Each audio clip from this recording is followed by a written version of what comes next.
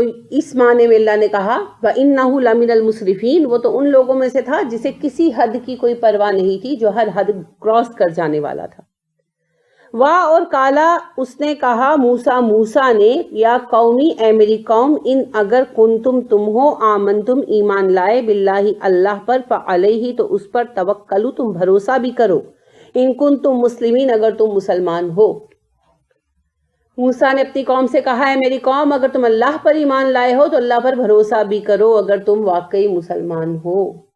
ایمان لائے تو صعوبتیں تو جھیلنی پڑیں۔ اب ہوا یہ کہ موسیٰ علیہ السلام نے جب تبلیغ کا آغاز کیا تو ایمان لانے والے چند لوگ تھے، مگر پوری بنی اسرائیلی قوم زیر عتاب آئی نا، آنا ہی تھی۔ آپ دیکھیے کہ جب مقاطعہ ہوا رسول اکرم صلی اللہ علیہ وسلم کا، تو پورے بنی ہاشم کا مقاطعہ ہوا نا۔ پورے بنی ہاشم مسلمان تھے؟ نہیں تھے، اکثریت مسلمان نہیں تھی بنی ہاشم کی، لیکن مقاطعہ سب کا ہوا، یہاں تک کہ ابو طالب بھی مقاطعہ جھیل کر آئے۔ ابو لہب ایک واحد بندہ تھا بنو ہاشم میں سے جو ساتھ نہیں گیا تھا، باقی پورا خاندان بنی ہاشم شعب ابی طالب میں گیا تھا، اور اس کے علاوہ مسلمان سارے ساتھ چلے گئے تھے، نہیں بھی تھے ہاشمی تب بھی ساتھ گئے تھے۔ تو آپ دیکھیے پھر خاندان کو بھگتنا پڑتا ہے، لہٰذا بنی اسرائیل خاندان بھی تھا نا موسیٰ علیہ السلام کا، اور چونکہ وہ مسلمان بھی تھے چاہے نام کے ہی، جیسے آج اسلام کے خلاف ہوا چلی ہوئی ہے تو ہم سب بھگت رہے ہیں، حالانکہ ہمارا اسلام سے تعلق بس نام کا ہے۔ تو ان لوگوں کو بھی بھگتنا پڑ رہا تھا، دقتیں تھیں طرح طرح کی، جیسے پڑھا ہے آپ نے، آگے بھی پڑھیں گے، فرعون نے قتل و غارت گری کا حکم دیا، ان کے پکڑ دکڑ ہونے لگی، بیٹے قتل کیے جانے لگے، قید و بند کی صعوبتیں ہونے لگیں، اور بھی کئی طرح سے تنگ کیا ہوگا۔ پھر وہی بات آپ دیکھ سکتے ہیں، کشمیر میں دیکھ سکتے ہیں، فلسطین میں دیکھ سکتے ہیں، برما میں دیکھ سکتے ہیں، جو حالات آج ہمارے ہو رہے ہیں وہی حالات اس وقت ان کے تھے، تو لہٰذا اس نے ظلم و ستم اور بڑھا دیا۔ اب اس پر ہونا کیا چاہیے تھا؟ صبر ہونا چاہیے تھا نا، کیونکہ دین کا کام موسیٰ علیہ السلام کا ذاتی کام تو نہیں تھا۔ موسیٰ علیہ السلام کی کاز کے لیے تو یہ لوگ نہیں تکلیفیں اٹھا رہے تھے، بلکہ موسیٰ علیہ السلام ان کے لیے تکلیفیں اٹھا رہے تھے، اور دین کا کام ہر کسی کا یکساں کام ہے، یکساں فریضہ ہے۔ تو دین کی راہ میں کسی پر کوئی مشقت آتی ہے تو کسی کو الزام نہیں دینا چاہیے، اسے دے نہیں سکتا، کیونکہ یہ تو پھر دین کی راہ پر چلنے ہوئے مشقت آنا یہ تو حصہ ہے کام کا۔ لہٰذا ہم دیکھتے ہیں کہ رسول اکرم صلی اللہ علیہ وسلم نے جب دین کا کام شروع کیا اور لوگوں پر مشقتیں آئی تو انہوں نے بڑے صبر اور ضبط کے ساتھ کہا، اور کبھی رسول اکرم صلی اللہ علیہ وسلم کو آ کر یہ نہیں کہا کہ جی ہم پر یہ مشقت آ گئی، ہم پر یہ مشقت آ گئی، ہم پر یہ مشقت آ گئی، کبھی نہیں کہا۔ آپ صلی اللہ علیہ وسلم کے ساتھیوں نے بڑے ضبط اور صبر کے ساتھ جو ہے نا ساری تکلیف کو سہا ہمیشہ۔ اس کے برعکس ہم دیکھتے ہیں کہ موسیٰ علیہ السلام کی قوم مسلسل مسئلہ پیدا کیے ہوئی تھی، مسلسل مسئلہ پیدا کیے ہوئے تھی، لہٰذا آپ دیکھیے کہ یہ ہمیشہ اسی طرح کے شکوے کرتے رہتے تھے۔ تو کتاب خروج، بائبل کا کتاب خروج چیپٹر نمبر 6 آیت یعنی ورس جو ہے 30-31 میں آتا ہے کہ وہ کہنے لگے کہ موسیٰ تم نے تو ہمارا یہ حال کر دیا ہے کہ ہمیں فرعون اور اس کی قوم کی نظروں میں مجرم بنا دیا ہے، اور ان کے ہاتھوں میں ہمارے قتل کے لیے تلوار ہی تھما دی ہے، کہ یعنی انہوں نے کہا کہ اب تو ہم مارے ہی جائیں گے، اور یہ تمہاری وجہ سے، وہ بلیم کر رہے تھے موسیٰ علیہ السلام کو۔ پھر اسی طرح آپ دیکھیے کہ انہوں نے تلمود میں بھی ان کا ذکر آتا ہے کہ موسیٰ علیہ السلام کو کہنے لگے کہ موسیٰ ہمارا اور تمہارا حال تو ایسے ہے جیسے بھیڑ کو بھیڑیے نے پکڑ لیا اور چرواہے نے چھڑانا چاہا، تو چرواہے اور بھیڑیے کی کشمکش میں بھیڑ کے چیتھڑے اڑ گئے، کہ انہیں فرعون اور اس کی قوم بھیڑیے ہیں، تم چرواہے ہو، تو تمہوں نے اپنی کشمکش میں ہمارا حشر نشر کر دیا۔ حالانکہ ایسی بات بھی نہیں تھی کہ ان پر ویسی مشقتیں بھی نہیں آئی تھی، کیونکہ یہ ان کے بڑے کام کے لوگ تھے اور کئی لوگوں کے ساتھ ملے ہوئے بھی تھے، لیکن اس کے باوجود جو تھوڑی بہت دین کی راہ میں تکلیفیں آ رہی تھیں تو ان پر یہ موسیٰ علیہ السلام کو مورد الزام ٹھہراتے تھے۔ سورہ اعراف میں بھی آپ نے پڑھا ہے، آیت نمبر 29 ہے، اللہ رب کریم ارشاد فرماتے ہیں 129 ہے، اوذینا من قبل ان تاتینا ومن بعد ما جیتنا، آیت نمبر 129 کا ٹکڑا ہے کہ موسیٰ ہم تو تمہارے آنے سے پہلے بھی ستائے گئے اور تمہارے آنے کے بعد بھی ہمیں ستایا جا رہا۔ یعنی نبی کا ان کے ذہن میں تصور کیا تھا کہ نبی آئے گا اور بس ہم حاکم بن جائیں گے اور سب کچھ ہمارے اختیار میں ہو جائے گا. یہی تصور جو ہے مدینہ میں بیٹھ کر بھی یہود کا تھا. یہ کہا کرتے تھے نا کہ ستا لو جتنا ستانا ہے, جب ہمارا نبی آ جائے گا پھر ہم دیکھیں گے کون ہمیں ستا سکتا ہے. لیکن ایسے نہیں ہوتا, نبی تو صرف حق کا کام کرتا ہے. پھر کامیابی کب کتنی ملنی ہے, مشقت کتنی, آسانی کتنی, یہ سارے تو اللہ کے پیمانے ہیں. تو ان لوگوں کو موسیٰ علیہ السلام سے بہت گلا تھا. یہ ہمیشہ شکایتیں کرتے رہتے تھے اور بائبل میں اور تلمود میں کئی جگہوں ان کی اس قسم کے بیانات جو ہے نا وہ نقل کیے گئے ہیں کہ موسیٰ علیہ السلام کو مورد الزام ٹھہراتے تھے. لیکن یہ ہے کہ موسیٰ علیہ السلام سے ڈرتے تھے. موسیٰ علیہ السلام کو اللہ نے بڑا غالب کیا تھا, بڑا جلال دیا تھا, تو اس سے موسیٰ علیہ السلام کے خلاف سازش تو نہیں کر پائے مگر انہیں ہمیشہ مورد الزام ٹھہراتے رہے. لہٰذا صحرا میں آ کر بھی انہوں نے یہی شکایت کی تھی کہ اچھے بھلے ہم مصر میں بس رہے تھے, موسیٰ تو ہمیں کہاں نکال کر لے آیا. تو پھر موسیٰ علیہ السلام نے دعا کی اور پھر کھانا اور پھر پانی اور سب کچھ ملا ان کو.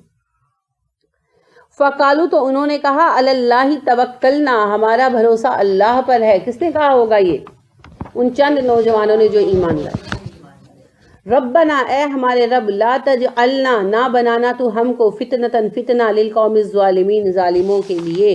اے اللہ تو ہمیں ظالموں کے لیے فتنہ مت بنانا, یعنی ہمیں ظالموں کے ذریعے آزمائش میں مت ڈالنا. کیسی ہوتی ہے آزمائش؟ ایک تو وہ گروہ ہے نا جو جبر و تشدد پر اتر آتا ہے, وہ ہمیشہ محدود رہا. دوسرا گروہ وہ ہوتا ہے جو نام نہاد ہمدردوں کا ہوتا ہے, یعنی اپنے بڑے بزرگ وغیرہ. اب یہ لوگ جو ہیں ہمیشہ یہ ثابت کرنے کی کوشش کرتے رہتے ہیں کہ ہم صحیح ہیں تم غلط ہو. تو ایسے ایسے پیچ ڈالتے ہیں صحیح غلط ثابت کرنے کے لیے کہ عقلیں چکرا جاتی ہیں. یہ آپ عید میلاد النبی اور رفع الیدین جیسے مسائل کو ہی لے لیں. ایک طرف ہم لوگ ہیں قرآن پڑھنے پڑھانے والے جو ظاہر کم تعداد میں ہیں, اور دوسری طرف وہ طبقہ ہے جو ان چیزوں کو صحیح ثابت کرنے کے لیے غلط اور جھوٹی دلیلیں لاتا ہے, اور اس کو ایسا پرکشش بنا بنا کر پیش کرتے ہیں کہ وہ بچے جو نئے نئے قرآن کی طرف مڑے ہوتے ہیں وہ اکثر گھبرا جاتے ہیں, چکرا جاتے ہیں, پریشان ہو جاتے ہیں. یا یہی دیکھ لیں رسول اکرم صلی اللہ علیہ وسلم زندہ ہیں یا وفات پا چکے ہیں, حاضر ناظر ہیں کہ نہیں ہیں. تو ان مسائل پر اکثر وہ ایسی باتیں کہتے ہیں کہ جو نئے نئے قرآن کی طرف پلٹے ہوئے لوگ ہوتے ہیں وہ ڈر جاتے ہیں, گھبرا جاتے ہیں, ہوتا ہے نا. تو یہ ہے ایک آزمائش کی شکل. اور تیسری آزمائش پتہ کیا ہوتی ہے؟ عوام, اکثریت, ان کو کسی سے کوئی لگاؤ نہیں ہوتا. یہ بس دیکھ رہے ہوتے ہیں کہ اس رستہ کشی میں کون غالب آئے گا. جو غالب آئے گا, جو جیتا وہ سکندر. تو تینوں ہی جو ہے نا آزمائش بن جاتے. وہ بھی جو جبر و تشدد سے راستہ روکتے ہیں, مگر ان کو سہارنا بہت آسان ہوتا ہے. بہت آسان بمانے کہ پتہ ہوتا ہے مخالف ہیں, اللہ قوت دیتا ہے, طاقت دیتا ہے. سب سے مشکل سامنا ہوتا ہے ان لوگوں کا جو یہ چالے چل رہے ہوتے ہیں, نام نہاد ہمدرد, سمجھانے والے. ان سے سابقہ سب سے مشکل ہوتا ہے. اور پھر اس کے بعد تماشائی یعنی عوام, وہ انسان کا جو ہے نا مورال ڈاؤن کر دیتا ہے, حوصلہ توڑ دیتے ہیں. اس لیے ان کا سامنا بھی بہت مشکل ہوتا ہے. تو انہوں نے یہی دعا مانگی کہ اللہ ہمیں ان سب سے بچا کے رکھنا, ہمیں ان سب سے بچانا. اس سے مطلب یہ نہیں کہ ہم پر آزمائش نہ آئے, آزمائش تو آئے گی, لیکن اللہ ہمیں ان کا فتنہ نہ بنانا, یعنی ہم ان کی وجہ سے فتنے میں نہ پڑیں, ہم بچ سکیں, ان کی چالوں سے, ان کی تزویروں سے بچ سکیں. چال تو وہ چلیں گے مگر ہم اس چال کا شکار نہ.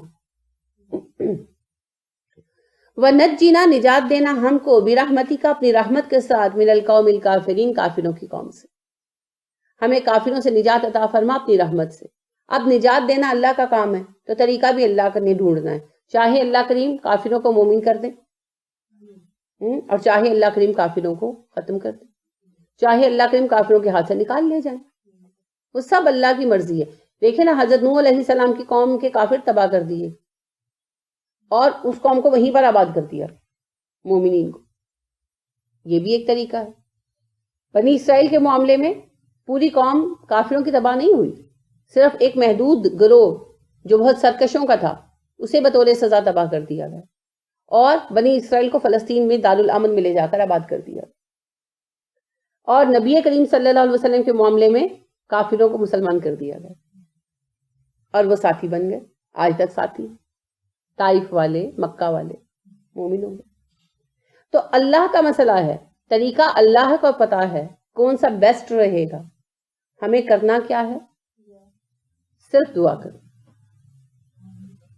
باقی کام تو کرنا ہی کرنا ہے، لیکن نجات کی دعا اللہ سے کرنی ہے۔ اب اللہ نجات کس طرح دیتے ہیں اس مسئلے سے، یہ اللہ رب کریم کا معاملہ ہے، یہ اللہ کا کام ہے، یہ ہماری ٹینشن نہیں ہے۔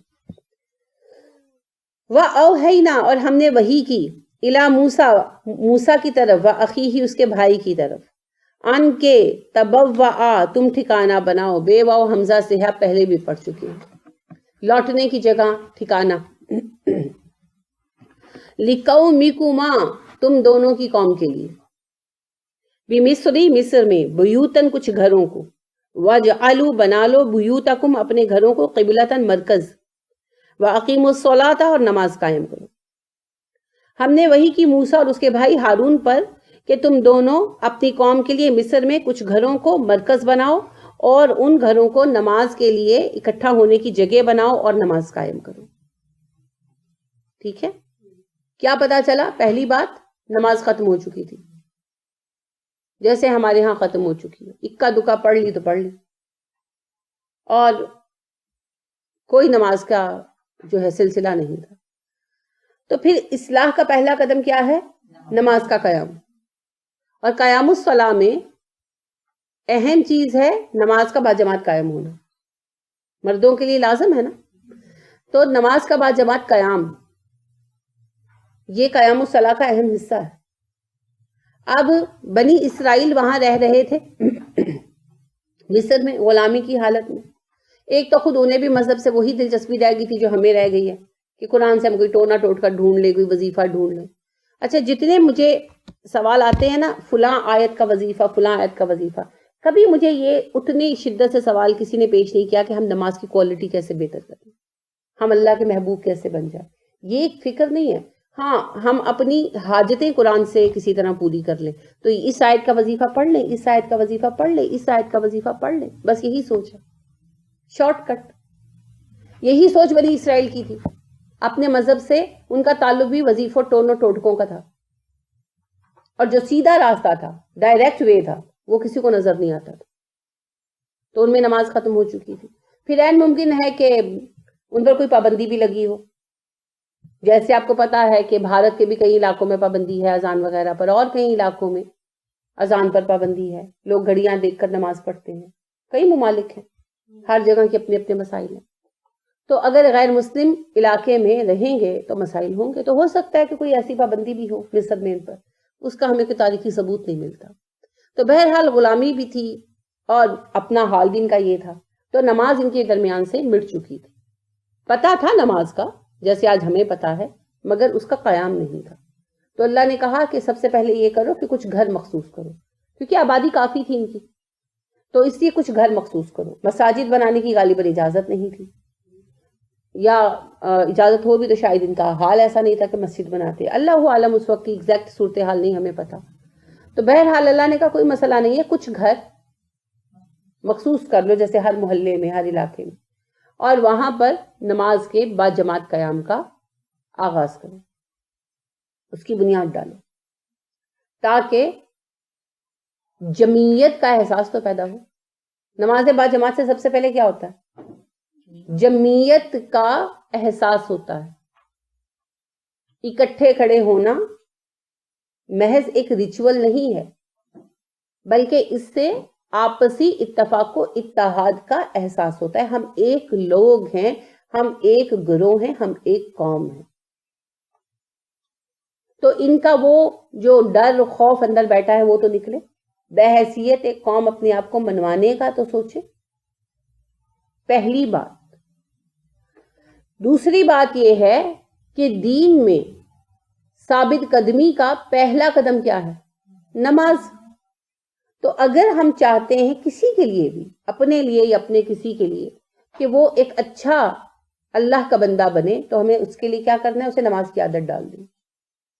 اسی لیے ہمیں کہا گیا بچوں کی نماز کی عادت ڈالو، اور 7 سال کے بچے کو نماز سکھاؤ، 9 سال کا نہ پڑھے تو اسے مار کر پڑھاؤ، ٹھیک ہے؟ اسی لیے میں ہمیشہ کہتی ہوں کہ عرب ہم سے اچھے مسلمان ہیں، کیونکہ ان کی نماز ہم سے اچھی ہے بھائی. وہ دنیا کے کسی بھی کام پر جا رہے ہوں نا، انہوں نے نماز ضرور پڑھنی ہے. یہاں تک کہ شہزادہ خالد جو ہیں 2009-10 میں وہ خلا میں چہل قدمی کے لیے گئے تو انہوں نے وہاں بھی نماز پڑھی وقت دیکھ کر، ظہر اور عصر اور مغرب پڑھی. یعنی کہ نماز ان کی ہڈوں میں بسی ہوئی، اور ان کی نماز کی کوالٹی بھی ہم سے بہتر ہے. تو پھر وہ ہم سے بہتر ہیں. ایک بندہ جو نمازی ہے اور ایک بے نمازی ہے، ان کا فرق مٹ نہیں سکتا. آپ دیکھیے رسول اکرم صلی اللہ علیہ وسلم نے کہا تھا نا، ابو طلحہ نے خواب دیکھا تھا. 2 لوگ جو مسلمان ہوئے ان میں سے ایک صاحب شہید ہو گئے، اور ایک صاحب ان کے بعد مزید 1 سال زندہ رہے، اور 1 سال کے بعد طبعی موت مرے. تو ابو طلحہ رضی اللہ عنہ نے خواب میں دیکھا کہ وہ جنت کے دروازے پر کھڑے ہیں، اور کوئی صاحب جو ہے نا وہ لوگوں کو کال کر رہے ہیں نام لے لے کر. تو جو شہید ہوئے انہیں بعد میں بلایا گیا، اور جو سال بھر بعد مرے ان کو پہلے بلایا گیا. تو انہوں نے یہ خواب لوگوں میں بیان کیا، تو نبی کریم صلی اللہ علیہ وسلم کے سامنے بھی بیان کیا. تو آپ نے کہا آپ کو اس بات میں تعجب کس بات کا ہے کہ بعد میں مرنے والے کو پہلے بلایا گیا؟ انہوں نے کہا جی اس لیے کہ جو پہلے فوت ہوئے تو شہید ہوئے تھے. آپ صلی اللہ علیہ وسلم نے فرمایا کیا جو 1 سال زندہ رہے انہوں نے 1 سال نمازیں زیادہ نہیں پڑھی، انہوں نے 1 سال کے روزے زیادہ نہیں رکھے؟ انہوں نے کہا جی ایسا تو ہوا. تو آپ صلی اللہ علیہ وسلم نے فرمایا پھر دونوں کے مقام میں اتنا فرق ہے جتنا زمین و آسمان کا فرق. تو 1 سال کی نماز اتنا فرق لاتی ہے، تو ایک نمازی اور بے نمازی کے مقام میں کتنا فرق ہے. اور پھر کہتے ہیں اگر ہم نماز نہیں پڑھتے تو کیا ہو، ہم میں خرابی کیا ہے؟ ہم نماز نہیں پڑھتے اور خرابی کیا ڈھونڈتے؟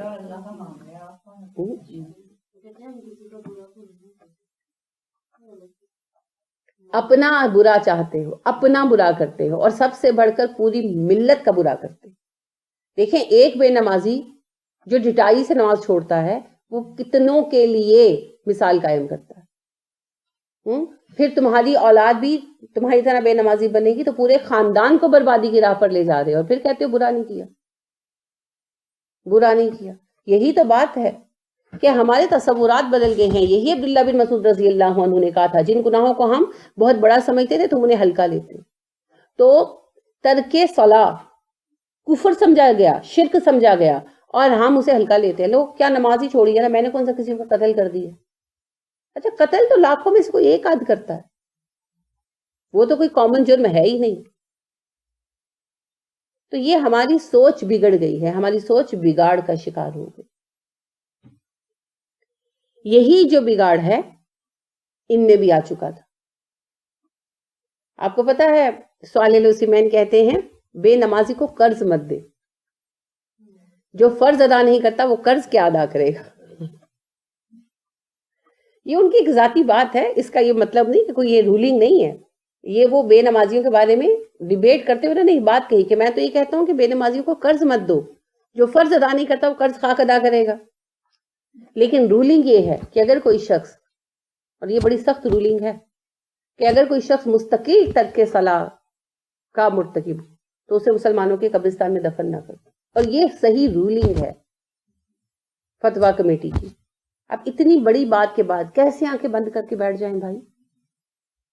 کہنا پڑے گا، سمجھانا پڑے گا، دعا کرنی پڑے گی.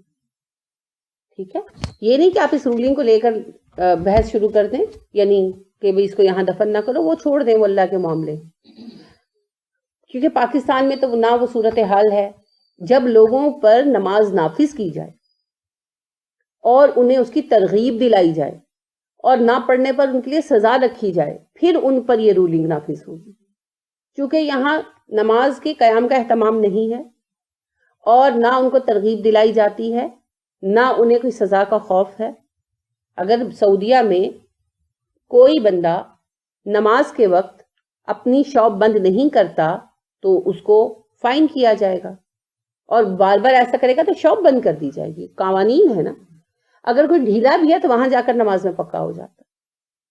اور یہ اسلامی حکومت کے فرائض میں شامل ہے. اب چونکہ یہاں نام نہاد اسلامی ملک ہوتے ہوئے بھی لوگ اس کو فالو نہیں کرتے اور حکومت اس کا اہتمام نہیں کر رہی، تو یہاں وہ رولنگ نہیں لگنے لگی. یہ بات اس لیے نہیں میں بیان کر رہی، صرف یہ ہے کہ اس بات کی سنجیدگی کو محسوس کریں. اور جو بے نمازی ہیں ہمارے، ان کے لیے ہر طرح سے کوشش کریں. سمجھا سکتے ہیں سمجھائیں، حکم دے کر پڑھا سکتے ہیں حکم دے کر پڑھائیں. یعنی ویسے بچے وغیرہ ہیں، اگر یاد دہانی بعض لوگ ہوتے ہیں کہ ان کو کہو تو پڑھ لیتے ہیں، تو اگر ہمارے کہنے سے پڑھتے ہیں تو کہہ دو، فون کر کے کہہ دو. بے شک اکثر شوہر حضرات کا ہی معاملہ ہوتا ہے کہ کہو تو پڑھ لیتے، نہ کہو تو اذان نہیں سنائی دیتی. بس اللہ ان کے دل کھول دے تو پھر ان کو فون کر کے کہہ دو، مشقت کرو کوئی بات نہیں، دعا کرتے رہو، کبھی تو قبول ہوگی، کبھی تو سنی جائے گی. تو ان کے لیے پوری کوشش کریں. تو دین کے قیام کا پہلا قدم نماز کا قیام. اسی لیے دیکھیں نبی کریم صلی اللہ علیہ وسلم بھی مدینہ آئے تو سب سے پہلا کام کیا؟ مسجد بنائی. قباء میں رکے، قباء میں بنائی، اور پھر مدینہ آئے تو مدینہ میں بنائی، اور سب سے پہلے نماز بعد جماعت کا سلسلہ شروع کیا. تو نماز قائم تو دین قائم، نماز نہیں تو دین کا کوئی قیام نہیں. تو حضرت موسیٰ اور ہارون علیہ السلام کو بھی حکم دیا گیا کہ نماز بعد جماعت شروع کروائیں. ایک تو آپس میں جمعیت بنے، دلوں کا جو بغض ہے وہ دور ہو. رسول اکرم صلی اللہ علیہ وسلم نے کہا نا صفیں سیدھی رکھو، اگر تم صفیں ٹیڑھی کرو گے اللہ تمہارے دل ٹیڑھے کر دے گا. تو صف بندی کی وجہ سے دل سیدھے ہوتے ہیں اور جڑتے ہیں، اتحاد اور یگانگت پیدا ہوتی ہے، پریکٹیکلی پیدا ہوتی ہے. یہ اس کا پریکٹیکل نسخہ ہے. تو اب یہ لوگ بھی غلامی کی زنجیروں میں جکڑے ایک دوسرے سے نفرت کرتے تھے، فرقے بنے ہوئے تھے ہماری طرح. تو اللہ کریم نے حکم دیا کہ نماز بعد جماعت قائم کرو. تو تفرقہ اندازی کا، فرقے بندیوں کا حل کیا ہے؟ نماز بعد جماعت اکٹھے پڑھیں. پھر دیکھو کیسے دل کھلتے ہیں اور دل ملتے ہیں. پھر ایک اور اہم بات یہ کہ اللہ کی راہ میں روزانہ نماز کے لیے نکلیں گے، مشقت کریں گے، تبھی تو عادت پڑے گی دین کے لیے کام کرنے کی. اور پھر اللہ کے ساتھ بات ہوگی تو اصلاح بھی ہوگی. تو ان سارے مسئلوں کا حل پھر کیا ہے؟ کم ہمتی کا، اختلاف کا، تفرقہ اندازی کا، دین میں کمزوری کا، شیطان کے وسوسوں کا، نماز قائم کرنا اور نماز بعد جماعت. تو نماز بعد جماعت کا قیام ضروری ہے، ضروری ہے. پورا دین نہیں نا لاگو کر سکتے، قوانین نہیں لاگو کر سکتے، کوئی بات نہیں، نماز بعد جماعت لاگو کرتے وہ تو کر سکتے ہیں. اور کوئی سیکٹ اس کے خلاف نہیں اٹھے گا نا. کوئی سیکٹ اٹھے گا اس کے خلاف؟ کوئی نہیں اٹھے گا. بلکہ بہت سارے ایسے لوگ ہیں جو ابھی نہیں اس گورنمنٹ کو پسند کرتے، اس کے حق میں ہو جائیں گے. تو کچھ نہیں کر سکتے نا، کچھ نہیں کر سکتے. تو نماز بعد جماعت لاگو کریں. یعنی میں حیران ہوں، ایڈوائزرز پر حیران ہوں کہ جس وقت گورنمنٹ کا ہو رہا تھا الیکشن وغیرہ کا سلسلہ، تو مدینہ جیسی ریاست کا تھا نا ان کا دعویٰ، تو مدینہ میں تو نبی اکرم صلی اللہ علیہ وسلم نے پہلا کام نماز بعد جماعت کے قیام کا کیا تھا. تو کیوں نہیں اس کا انتظام کرتے؟ بہت سارے مسائل خود بخود حل ہو جائیں گے، بہت سارے مسائل خود بخود حل ہو جائیں گے. فرقہ بندی کو بڑا فرق پڑے گا. آپ دیکھیں ایک بندہ دکاندار ہے اور اس کو 5 وقت نماز کے لیے مسجد میں بھیج رہی ہے گورنمنٹ، تو اس کو جو مسجد قریب پڑے گی وہیں جائے گا نا. پھر دور کی مسجد میں نہیں جائے گا. پھر وہ بھول جائے گا سنی مسجد ہے وابی مسجد ہے، وہ کہے گا نماز پڑھو اور واپس آؤ. بہت فرق پڑے گا. اس وقت کسی کو کوئی یاد نہیں رہے گا. بہت ساری چیزوں کو فرق پڑے گا. اور پھر جب ایک دوسرے کے ساتھ کھڑے ہوں گے نا دن میں بار بار، تو پھر دل میں بھی جگہ بننی شروع ہو جائے گی کہ یار یہ تو اتنا اچھا بندہ ہے، یہ تو اتنا اچھا بندہ ہے. خوبیاں نظر آنی شروع ہو جاتی ہیں. ابھی تو یہ ہے کہ اکٹھے کھڑے ہی نہیں ہوتے، تو پھر خوبی کیا نظر آئے گی؟ پھر تو بس برائیاں ہی نظر آئیں گی. تو کاش کوئی اس پر توجہ دے. ہمیں بھی پہلا قدم یہی اٹھانا ہوگا اصلاح کے لیے، نماز بعد جماعت کا ہے. اس کے بغیر قوم کی شیرازہ بندی ہو ہی نہیں سکتی. تو اللہ رب کریم نے موسیٰ علیہ السلام کو، ہارون علیہ السلام کو بھی پہلا حکم یہی دیا، اپنی قوم میں نماز بعد جماعت کا قیام کرو. نئی مسجدیں بن سکتی سوک کے گھروں کے اندر کرو، چند گھر مختص کر لو اور وہاں پر نماز کا اہتمام کرو. وبشر المؤمنین، اور خوشخبری دے دو مومنوں کو. نماز قائم کرو اور مومنوں کو خوشخبری دے دو. کس بات کی؟ دین کا کام شروع ہو گیا نا. اگر آپ نے نماز قائم کر لی تو انشاءاللہ منزل پر ضرور پہنچیں گے. ٹھیک ہے، اب کامیابی کتنی مقدر میں لکھی ہے یہ تو اللہ کو پتا، وہ ہم نہیں جانتے. لہٰذا لوط علیہ السلام جیسے نبی بھی ہم دیکھتے ہیں، ہم حضرت یحییٰ جیسے نبی بھی دیکھتے ہیں. حضرت یحییٰ پر کون ایمان لایا؟ کوئی بھی نہیں. عیسیٰ علیہ السلام جیسے نبی بھی دیکھتے ہیں جنہیں تھوڑی کامیابی ملی، تھوڑی نہیں ملی. اور پھر ہم سلیمان اور داؤد علیہ السلام جیسے نبی بھی دیکھتے ہیں, اپنے نبی صلی اللہ علیہ وسلم جیسے نبی بھی دیکھتے ہیں جنہیں اللہ نے پوری اور بھرپور کامیابیاں دی. تو یہ اللہ کا فیصلہ ہے, ہم نہیں جانتے, اللہ کی مصلحتیں ہیں, کس کو اللہ کامیابی دے کر آزما رہے ہیں, کس کو اللہ ناکامیاب کر کے آزما رہے ہیں. بالکل اسی طرح ہماری جد و جہد بھی کہاں تک پہنچے گی ہمیں کچھ نہیں پتا. بات صرف جد و جہد کرنے کی ہے, انعام جد و جہد کرنے پر رکھا گیا. اب بات یہ ہے کہ اگر ہم نے قیام الصلاح میں کامیابی حاصل کر لی, خواہ انڈیویجول خواہ کولیکٹو, جو ہمارا پیمانہ ہے, جیسے ہم تو اپنے اور اپنے گھر تک کر سکتے ہیں. اگر اللہ موقع دے, کوئی لیٹ سپوز کہ کوئی گورنر بن گیا ہے, کوئی شہر کا میئر بن گیا ہے, تو اس کے پاس پھر بڑا پیمانہ آ گیا ہے. کوئی کاؤنسلر ہے, اس کے پاس محلہ ہے. تو جس کے پاس جتنا پیمانہ ہے وہ اس پیمانے پر اگر قیام الصلاح میں کامیاب ہو گیا ہے تو اسے خوشخبری دو, اس نے بڑی کامیابی پا لی, بہت بڑی کامیابی پا لی. اب آگے خیر ہی کی طرف سفر چلے گا. فتح یاب ہوں گے یا نہیں وہ ایک الگ ایشو ہے. کامیابی اور چیز ہے اور دنیا میں فتح ہونا, کامرانی ہونا اور چیز ہے. فلاح ہے نا, فلاح اور چیز ہے اور فتوحات اور چیز ہے. بعض اوقات ایک فاتح کو فلاح نہیں ملتی اور ایک ایسا بندہ جسے دنیا میں کوئی فتح نہیں ملی ہوتی, کوئی کامیابی وضاحت نہیں ملی ہوتی, وہ فلاح یافتہ ہوتا. تو فلاح کا پیمانہ اور ہے. تو قیام الصلاح فلاح کا پیمانہ ہے. اور خوشخبری کیا ہے؟ فلاح. کیونکہ فلاح کا نتیجہ جنت ہے نا, تو خوشخبری تو جنت ہے. دنیا میں کامیابی اور ناکامی اصل پیمانہ نہیں ہے. تو قیام الصلاح ہمارا پیمانہ. اگر میں نے انڈیویجول زندگی میں نماز قائم کر لی ہے تو مجھے خوشخبری ملے گی, ضرور ملے گی. مرنے کے بعد خوشخبری ضرور ملے گی انشاءاللہ. اگر میرے گھر میں قائم ہو گئی ہے تو میرے گھر والوں کے لیے خوشخبری ہے. میرے محلے میں قائم ہو گئی, میرے اہل محلہ کے لیے خوشخبری ہے. میرے ملک کے لیے قائم ہو گئی, میرے ملک کے لیے خوشخبری. اب آگے چل کر دنیاوی اعتبار سے ہم کتنے کامیاب کتنے ناکام ہوتے ہیں, اس میں پھر بہت کچھ اور بھی شامل ہے. تو جو قیام الصلاح میں صحیح ہو جائیں, استقامت پا جائیں, ان کے لیے خوشخبری.